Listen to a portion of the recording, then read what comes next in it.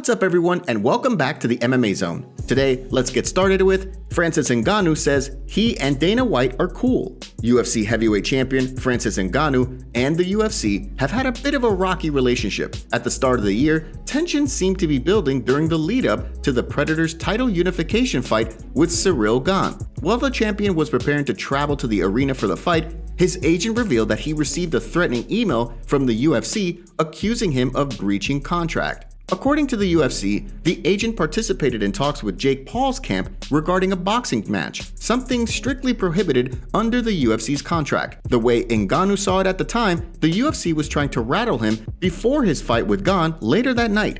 After Ngannou won the fight and unified the heavyweight titles, talk then shifted to whether or not Ngannou would push to leave the UFC in pursuit of a boxing match with Tyson Fury. Although UFC President Dana White had already revealed during the week leading up to the fight that he and Ngannou had run into each other at dinner and had a good conversation, many believed the relationship had turned sour. With Ngannou interested in a boxing match with Fury and the UFC seemingly unwilling to co-promote the fight, his career was at an impasse. Fortunately, cooler heads prevailed, and talk shifted to Ngannou's highly anticipated return after undergoing knee surgery following the win over Gane. With former pound-for-pound kingpin Jon Jones eager to make his heavyweight debut, the promotion began negotiating a fight. Unfortunately for fight fans, since then, there's been no movement on the proposed Ngannou vs. Jon Jones fight. Both men want to fight, and with Ngannou's recovery on track for a 2023 return, it seems like it's only a matter of time until they square off in the octagon. This week, Ngannou revealed on Twitter that he ran into Dana White at the UFC Performance Institute, and despite what everyone may think, the pair are cool. With Ngannou back in the gym, it seems as though a fight with Jon Jones could be in the works. When the two men clash in the octagon, who do you think gets the win? Give us your prediction in the comments below. Stephen Thompson thinks Khamzat Chimaev should stay at 185. Khamzat Chimaev is, without question, one of the hottest prospects in the UFC right now. With an undefeated record and an impressive decision win over Gilbert Burns under his belt, it seemed Chimaev was destined for a title shot at 170 pounds. The only thing standing in his way? A fight against Nate Diaz at UFC 279, where Chimaev could punch his ticket to a title fight with a win over the former Ultimate Fighter winner. By many accounts, Chimaev had already practically secured himself a title shot. The way fighters, analysts, and fans saw things, Diaz was being fed to the wolves for the final fight of his contract. To say that Chimaev fumbled the bag is an understatement. The three-time Swedish national wrestling champion showed up 8.5 pounds over the contracted limit for his fight with Diaz. Although he wound up securing a win over Kevin Holland, the fact that he missed weight meant at best he would need another fight to secure his welterweight #1 contender status. At worst, Chimaev could be forced to move up to 185 pounds, where he's already put together an impressive resume. Although initially it sounded as though Chimaev would make the move to middleweight, talk of a #1 contender fight with Colby Covington quickly began to make the rounds. With fans eager for the fight to be made official, the rest of the welterweight division is starting to weigh in. This week, Stephen Wonderboy Thompson spoke about the potential fight during a recent interview, saying, "He should be at 185. I don't even understand why he's still at 170. But I know they're trying to get him to fight Colby Covington, which I think is going to be a fun fight. That's going to be a fun fight. Somebody who's as strong as a wrestler as Khamzat. But the thing is he going to make weight? Can he make weight?" The question of whether or not Chimaev will be able to make weight is one that will likely continue to rise. Do you think he's able to successfully cut to 170? Before we continue, make sure you give that like button some love and be sure to subscribe to the MMA Zone for all the latest news.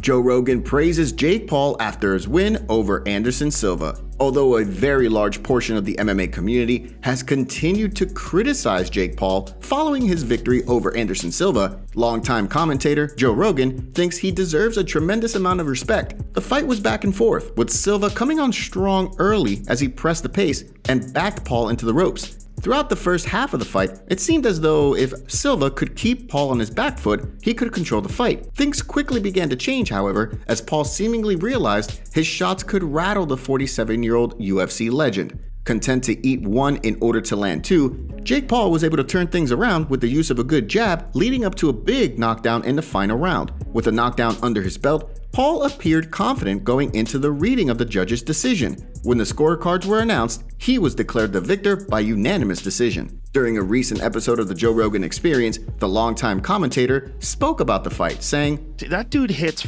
hard. And for anybody to say he doesn't hit hard because he's a YouTube star, if this guy was not a YouTube star and he was some dude who went out there and flatlined Tyron Woodley with one punch and just knocked down Anderson Silva in the 8th round, right? Drug it right there. Watch that, dude. Come on, son. Yeah. Dropped him. I mean, that is legit as anybody says it's not legit, it's crazy. Like he cracked him. Dude, he can fight. So far, no word yet on who Paul's next opponent will be inside the boxing ring. Charles Oliveira versus Rafael Fiziev rumored for UFC 283. The UFC's upcoming UFC 283 card in Brazil has been a major talking point in recent months. Specifically, talk about the card began to really pick up steam prior to UFC 278, where the King of Rio was set to fight Merab Dvalishvili. Leading up to the fight, Aldo revealed his plan to defeat Dvalishvili and then win the title in Brazil in 2023 before retiring. Of course, following the fight, Aldo subsequently retired, leaving many to wonder just who would take the main event and co-main event spots on the card. In the months since, then the card has begun to take shape, with a 4th fight between Davison Figueiredo and Brandon Moreno slated for the main event fight. In addition, the card will feature Brazilian legend Mauricio Shogun Rua and several other notable fighters. According to a report this week, the pay-per-view card could pick up another major fight.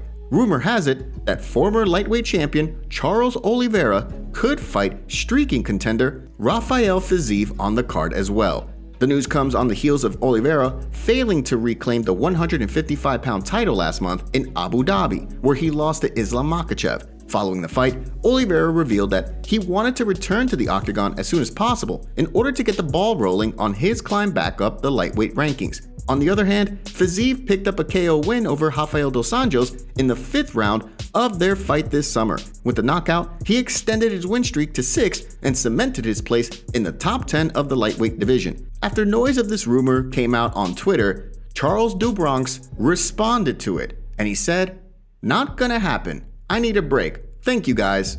Well, with do Bronx saying that he wants to rest up, let's hear from you. Do you want to see this fight? And if this fight is ever made official in the future, who do you think would win? Former champion Charles Oliveira or Rafael Fiziev? And now for our breaking news story of the day.